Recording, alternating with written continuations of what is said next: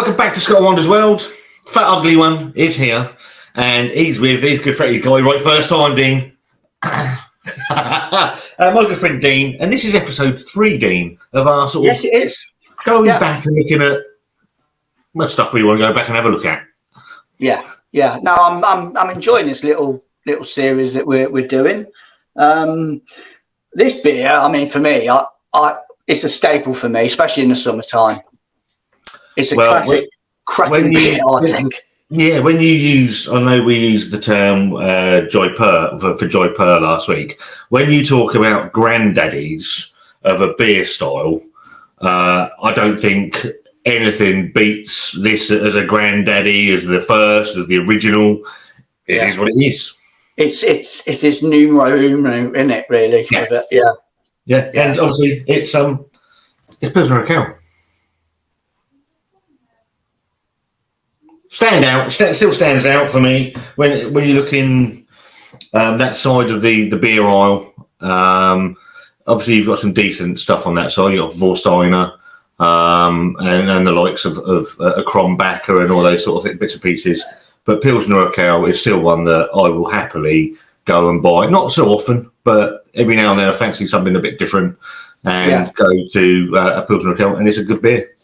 Yeah, I mean, it'd be interesting to see how this one pans out, actually, because I haven't had it in bottle for a long time. I normally buy the 6-packs when they're on offer for, I think it's a £5 in it or something like that for 6 cans. And I appreciate it for what it is, and it's one of my, shall we say, rotational knockback beers when it's really baking hot outside. I don't think I haven't had it for a little while now. But again, it's one of those beers that when I've had it, it's never seems, obviously with the way it's brewed, it doesn't look it's changed too much over the years. Obviously, they still brew it in the same way. I don't think it's been doctored in any way. Even when I think Asari got control of the brewery back in around 2016, 2017, I think they acquired it off Saab Miller.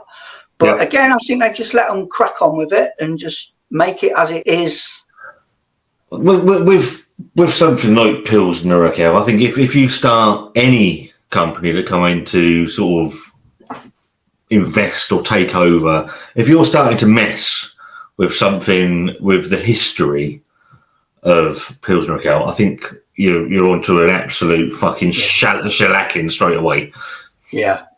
Especially with, I mean, I've had the pleasure of going over to the Czech Republic and drinking it. It's pretty much everywhere, and when I was over there, it worked out to be about 50p a pint.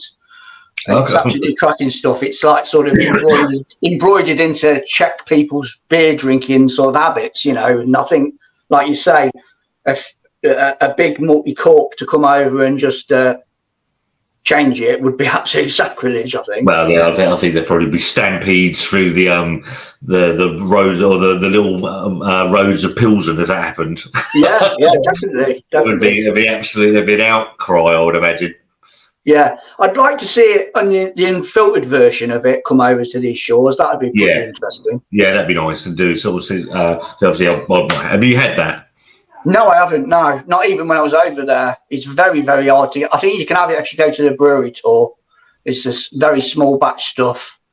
I think I know Johnny and Brad. They got to try it unfiltered, and it was like, wow, this is the bee's knees. Obviously, okay, we'll talk on the branding. Love like the faux wax.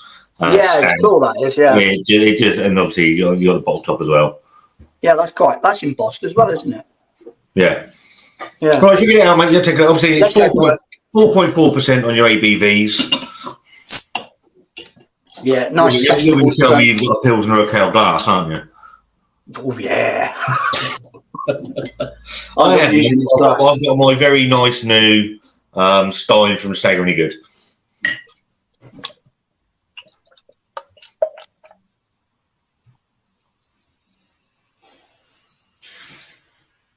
Yeah, lovely. Thank you, Dad. Beautiful. Lovely, clean. Yeah. Lovely golden colour in it to it. Golden colour. Nice amount of carbonation flying around in there as well. You've got that little trait of citrus in there, and a little bit of like a hot bitterness almost. Yeah. And it's sort of grassy note. Yeah. They use SARS hops, don't they? SAS hops. SARS hops, yeah. Yeah, it smells like you can have that crisp, sharp bite in there that you want really from it. Absolutely. Cheers, pal. Cheers, buddy.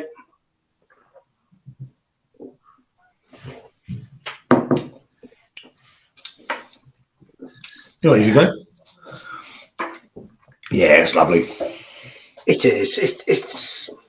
I mean, I don't know where you got your bottle from. I picked mine up from Waitrose, and it was on offer for £1.60. And mine was from Morrison's.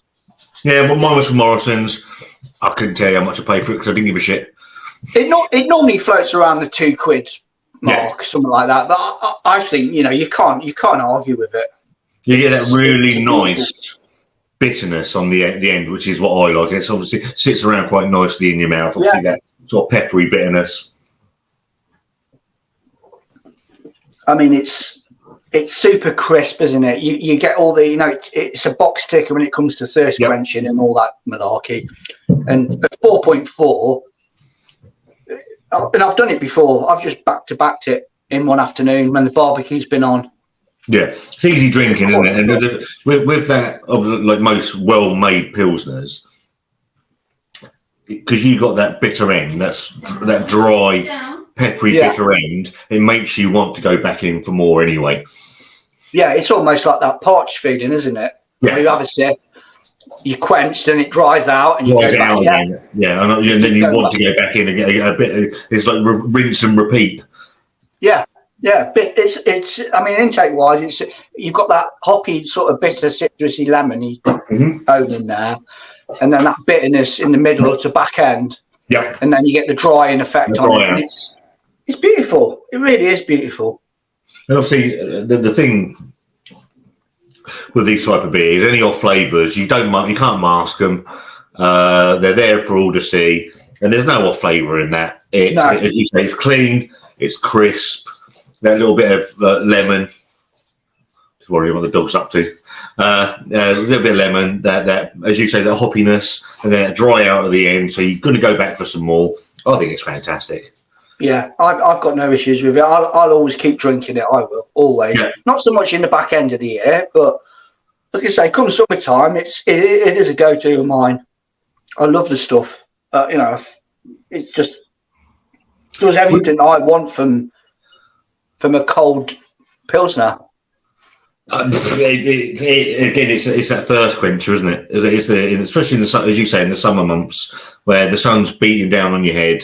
You don't fancy anything sort of heavy, like a heavy IPA or anything like that. Just sat in the sunshine with that in your hand, barbecue on. Yeah, it holds up. It holds up. Definitely holds up. And like you said at the beginning of the video, mate, it's the daddy of the pilsners. So you've got to give it some respect in a roundabout way, haven't you? Yeah, I think so. Yeah, I think so. I'm not going to bother asking if you'd buy it again. There's no real point. There's no point. I mean, double thumbs up for me. I gave that game over beer 34 thumbs up thing. Get your toes out and all, did you, for that? Yeah, toes, and other people's toes as well. The question, though, it may be something worth us taking a look at. That or Budvar?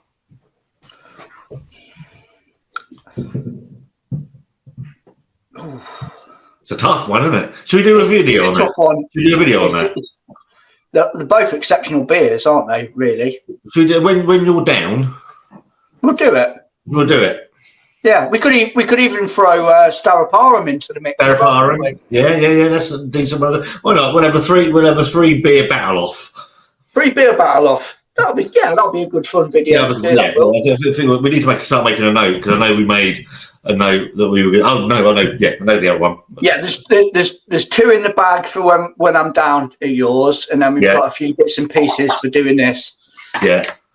Yeah, I'm interested in what people think in the comments as well, Dean, about Pilsner Urquell. Whether they think, obviously, there have been a myriad. I think it says on the bottle when it was first brewed. Maybe it doesn't. We're going back 1842, mate. Yeah, 1842. Yeah, how long? Yeah. Obviously, since 1842, there's been a myriad of lager, Pilsner beers over the years. Do they think it still holds up in the modern world? Yeah, it would be interesting because it's. I think beer in general on all the supermarket shelves, it's very, very competitive. Yeah. But the lager market, that's a tough one to tap into.